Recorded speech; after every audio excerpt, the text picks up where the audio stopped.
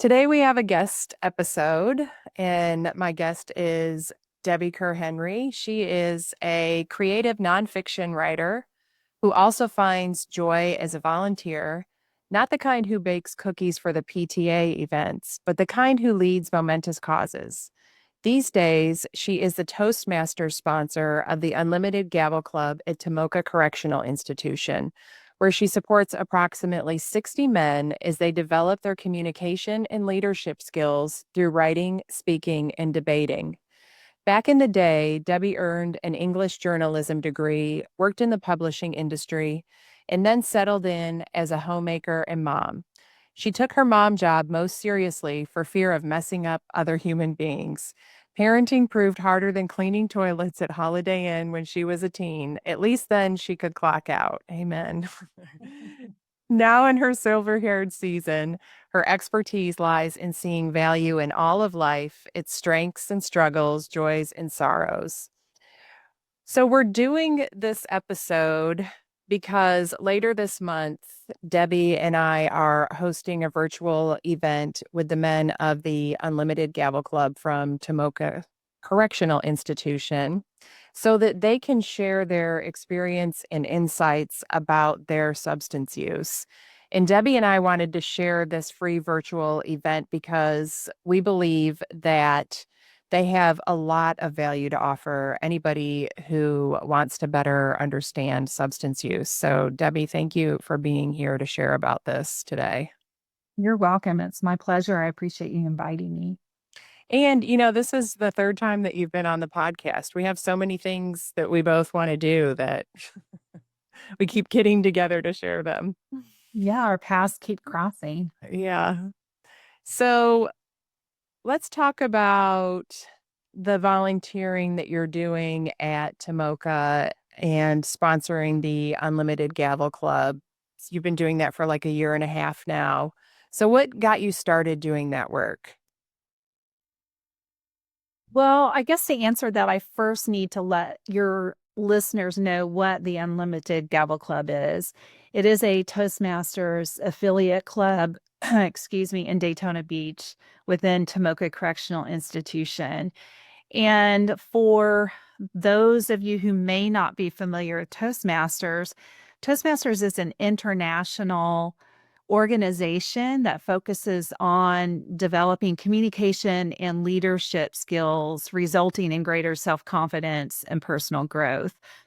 So, Toastmasters sponsors this club within Tomoka Correctional Institution, and it consists of about 60 men who are all trying to better themselves through learning how to be better communicators and leaders.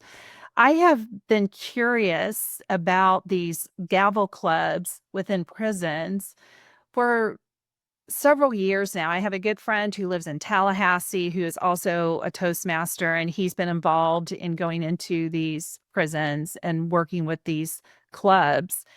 And it wasn't until about a year and a half ago, through just circumstances beyond my control, that just kind of fell into place, that I was finally able to visit this gavel club here in my county. And the first time I stepped into the library where they meet, I just knew I was meant to be there. And so Yeah. I've been there almost every week since the first time I stepped in. So, I guess that was the moment you realized that was what you were meant to do. Yeah, it was so interesting, and I can't even tell you why exactly. I just, when you just know something is right Mhm. and you can't really explain it. That's how it was for me. And the irony in that is I never dreamed of ever volunteering in a prison, and especially in a men's prison. I would much rather be in a women's prison, but I don't know, just life throws you these different curveballs, and sometimes they just work out. And um, I my biological father was in prison for I don't even know for sure how long, but for abusing my siblings and me when we were young, and lost his parenting rights. And my husband, when he was only two, his father was murdered, and his mother then was a single mom of 3 young ones, and she was pregnant with her fourth when this happened. So honestly, I have every reason not to go into a prison and support, um, incarcerated people who have committed crimes that have changed people's lives.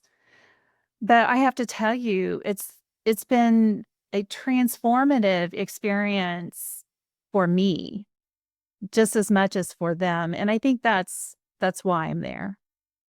Yeah, I love that. I remember the first time you went when we talked afterwards that I just felt this light in you about it, and I knew that Mm. something special had happened. So, can you tell us what happens in one of their Unlimited Gavel Club meetings? Yeah, so it's really interesting. Again, focusing on communication and leadership skills. At every meeting, there are speakers, and they have a 2 hour long meeting. So they typically have about 4 speakers, and each speaker is assigned an evaluator. So another Gavalier will provide them feedback about their speech, helpful feedback. This is what you did well, and here are some suggestions that you might want to consider to improve on your next speech. There's also a Toastmaster who leads the whole speech. We have functionaries who um, think about like the timing. They help us with the timing. They help with watching filler words.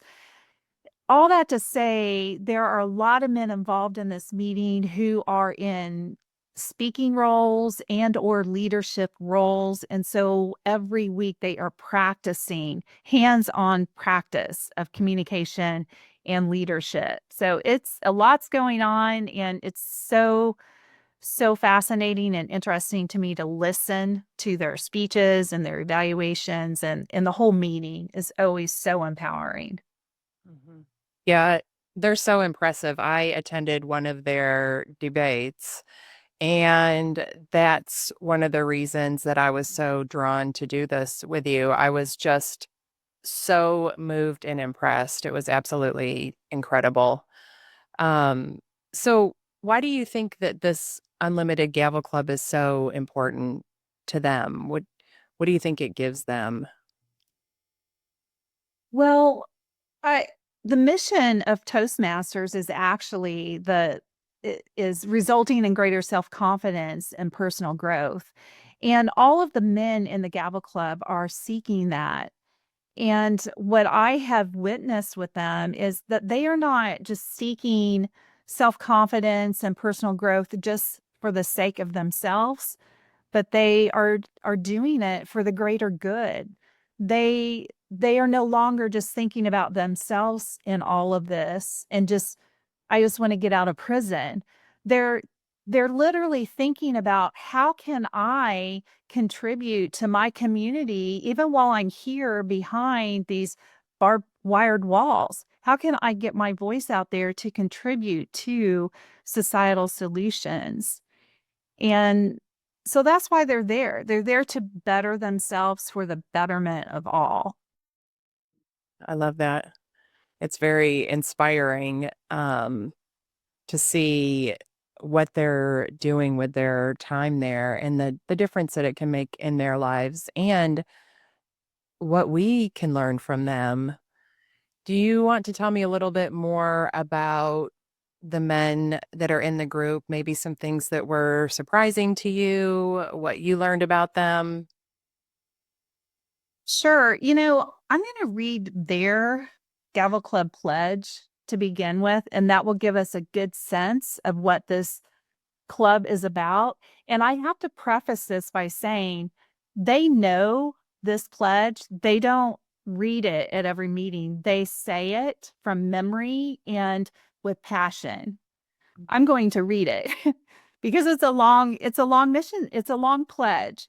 It says, as an unlimited Gavalier, I solemnly pledge to improve my ability to communicate effectively, to help other club members do the same by listening analytically, and to provide fair and constructive evaluations in their efforts towards self improvement. I will practice a daily life of good character integrity, and respect for others. And I will be honest in all verbal and written communications, and to the best of my ability, perform all Gavel Club tasks satisfactorily. Finally, I will endeavor to influence others to improve their ability to communicate by nurturing the skills I have learned as a member of the Unlimited Gavel Club. And I see them doing that.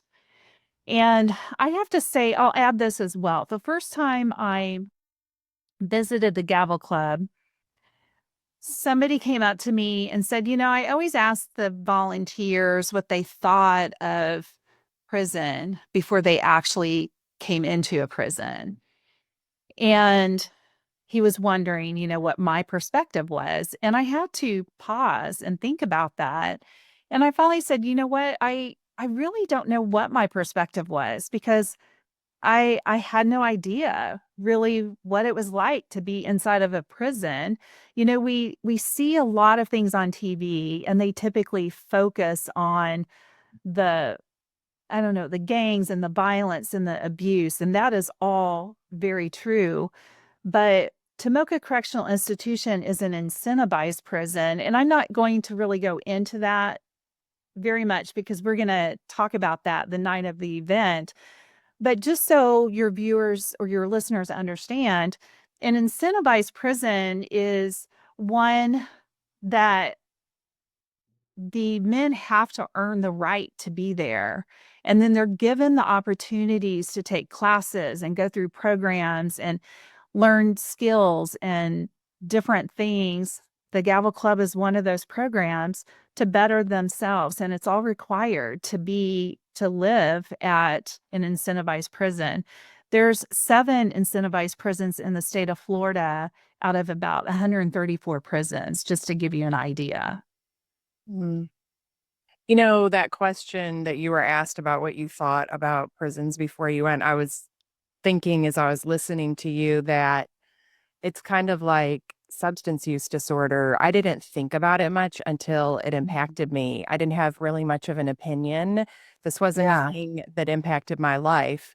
And then, as a couple of people who I love deeply were in prison, then I started paying more attention. I started having more of an opinion about it. So, which is another reason why I wanted to be involved in this with you. But it's so interesting to think about how we don't really think about these things until they touch our lives. Yeah. And that's so interesting you bring that up, Heather, because there are in the United States about 1 in 100 people are incarcerated. And so if you think about that, all of us are probably impacted or know someone or know of someone who is in prison.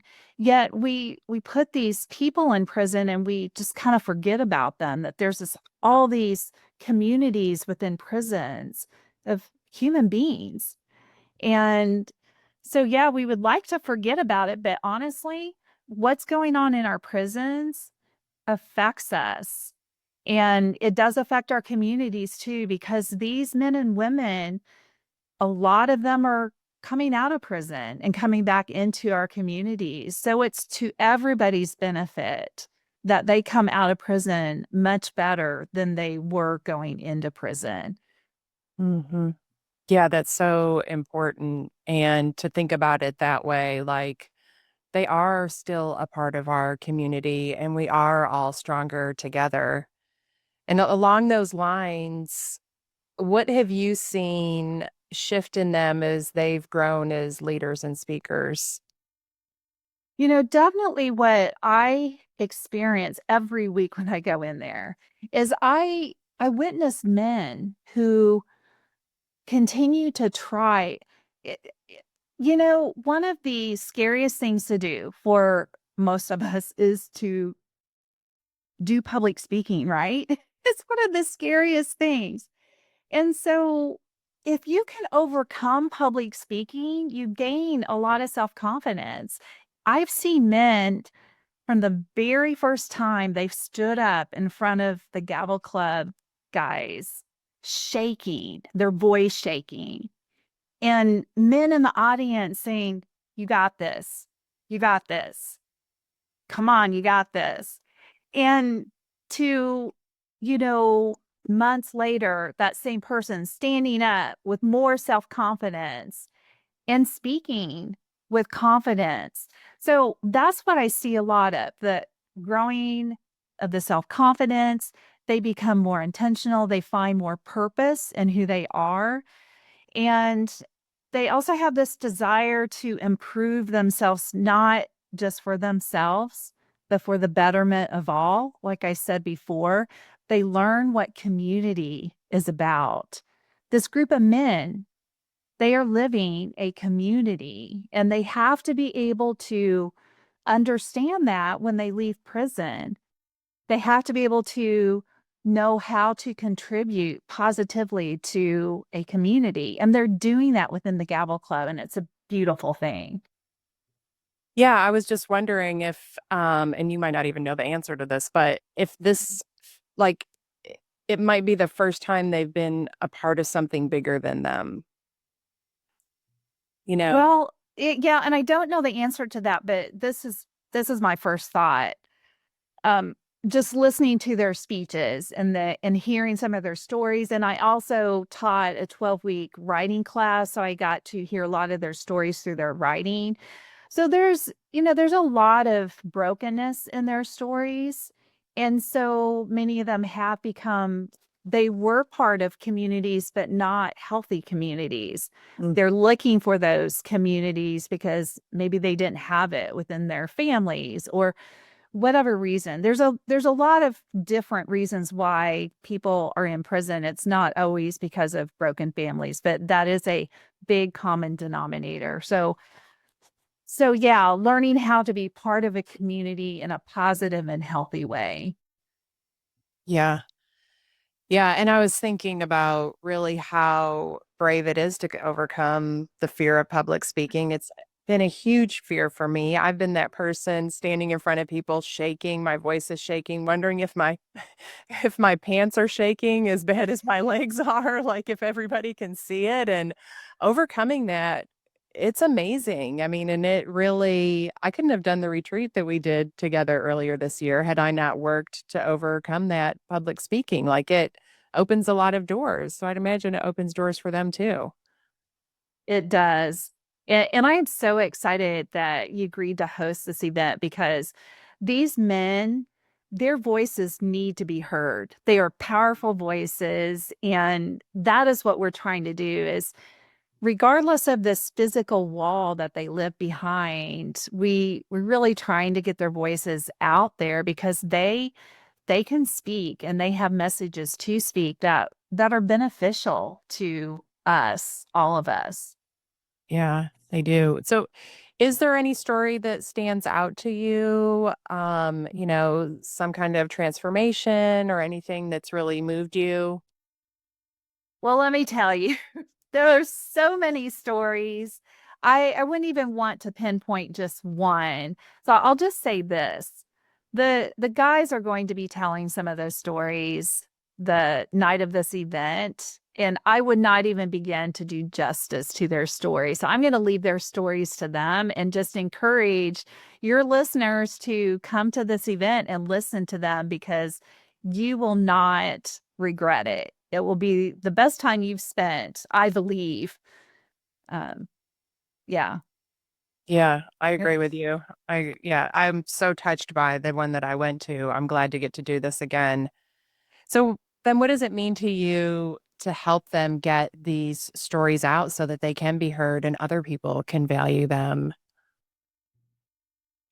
Yeah, for me, it just makes sense that the very people who contributed to, problems in our communities might very well be the same people who can contribute solutions that if they have been rehabilitated and restored. They have a lot of wisdom about the reasons why crime has happened, and they have answers and thoughts about how we can overcome and change these statistics.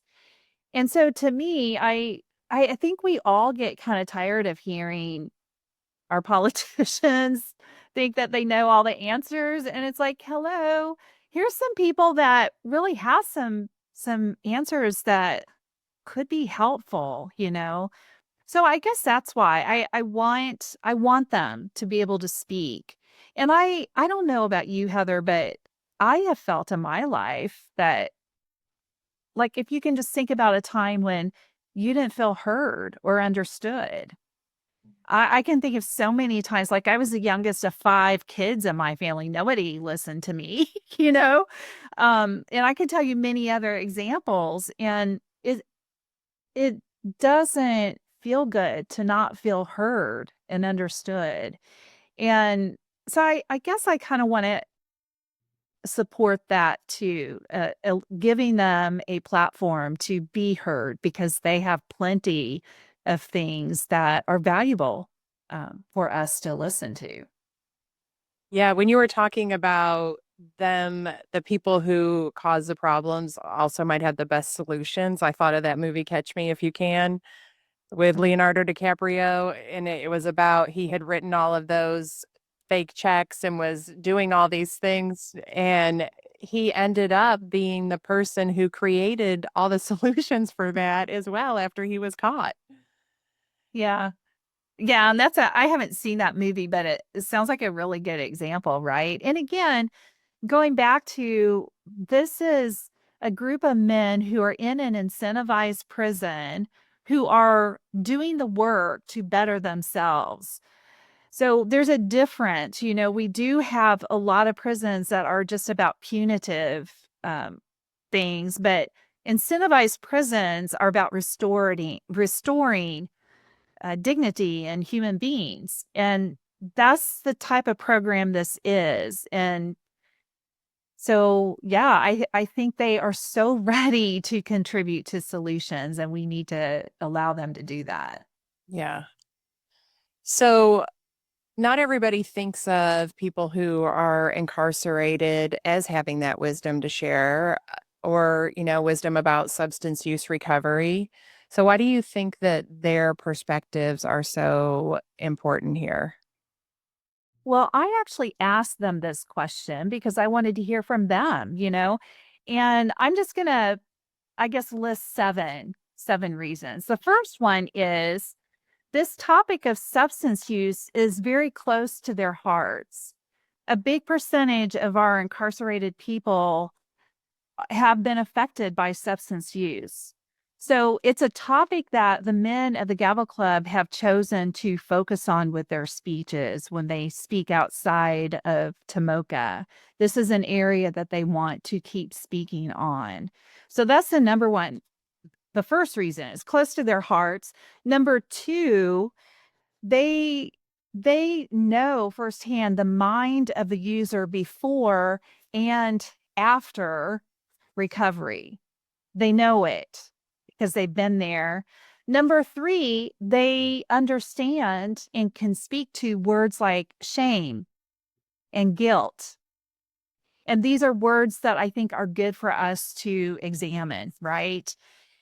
And number four, they actually know kind of the traits and vices and the tricks, if you will, of what users do. And so they can share some of that wisdom to help educate parents. Number five, they understand why people use. There's lots of different reasons, and they get it. They understand why people use, and they can speak to that. Number six, they they explain that, you know, even in prison, there's a spectrum of people who have been affected by substance use, from poor people all the way to wealthy and everywhere in between. So they can speak to that spectrum too. And then the last thing I wanted to bring up, and I think this is really important for your listeners, Heather, is one of the Gavaliers said, you know what? One thing my mother told me was, I just feel like this is my fault. And, you know, being a mother, you being a mother, I just think that is such a a big thing with parents who are trying to support loved ones with substance use that, oh, there's just so much guilt and what could I have done differently? It's my fault. And the Cavaliers can speak to that too, and they want to speak to that. Yeah. Yeah, there are so many good things in there. Mm. And I was thinking about how important it's been for me to, when I can understand what somebody else is going through, it makes it so much easier for me to have compassion. There's less fear when I understand. And so I think that that's a huge value in this. But what else do you think that parents will get out of hearing their stories? Well, I hopefully they will leave just more hopeful for one. And I think that they will leave a little more educated.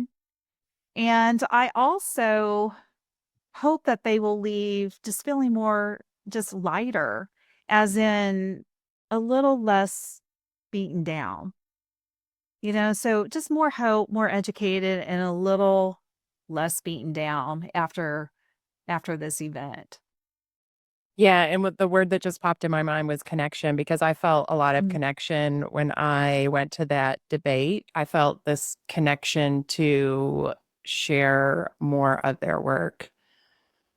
Thank you. And I know I'm saying thank you for them because I know they're so appreciative of you, Heather, to support their work. And I do want to say this because you brought up the debate a couple times. They've done 2 debates now because they have the ability to have these virtual meetings now, which is so cool. And they have a huge debate coming up the end of September that we will be advertising, and it's against a team of college students. And this is going to be huge. One of the colleges, in fact, is Wiley, which is the college from The Great Debate, that movie. And so, anyway, I just bring this up because they are wonderful speakers, and the Unlimited Gavel Club, they're doing really good things to get their voices out there to contribute to solutions in our communities. I'm really proud to be their sponsor. Yeah, I'll make sure that I share about that. And then, but if somebody is listening and they want to make sure they get all the updates about these things, are you sending people like information out to people on your email list? How can they make sure they know what's going on? Yeah, so I'm doing that. I'm sending all this out to, like you just said, on my email list. I will be posting this probably today on my website, on the main page and on the blog page, which brings me to this as well. The Cavaliers have been writing stories, and I've been posting those stories on my blog on momentusliving.com. And so I'll have the flyer for this event there as well. And there's a QR code that you can click on to register for this event. I think we're only allowing 100 people to register, correct, Heather? So it's important if you want to attend this, you need to just register if you know that you're going to be there. Yeah, yeah, and then make sure you get on early to make sure you get in just in case somehow more than 100 people show up, because I think that the more people hear about this, the more they're going to want to attend. I'll be sharing the links in my the episode notes, and I'll send it out in my email and on social media. But is there anything else that you want to share before we end, Debbie?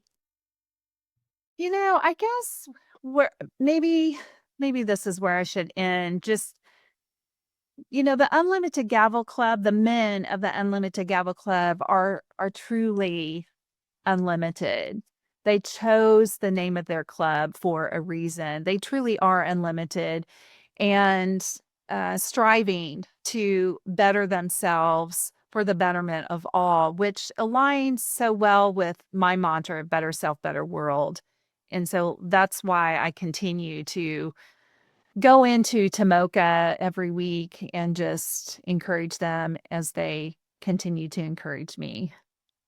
Yeah, I love that. And we didn't mention the date, which is July 30th, and it'll be from 5:45 to 7:15, which all that information will be on Debbie's website and in the show notes, but I just wanted to mention it here. Thank you so much for just one thing I know about you is, through our friendship, I've seen how community involvement is so important to you. And I just want to thank you for being an example of that to me with the work that you're doing with the Unlimited Gavel Club. I know that you get a lot out of it personally too, but I really look up to that in you, and it makes me think about community more and gives me the opportunity to share this experience with the listeners of this podcast. So thank you for being here and sharing this with us today. I appreciate that, Heather. And if I can uh, just say one more thing about that is, we live in this global world and life can be so overwhelming, right? Because we see things from a global perspective and we can often get lost in just what I do doesn't matter because everything is so big and we can get overwhelmed in that too. And so the whole thing about community, from my perspective, is just start in your community and focus on your community. And if we all do that, then we do have a global impact. Yeah, I love that because it does have a ripple effect, whether we can see it or not. That's correct. Yes. Yeah. Thanks, Debbie.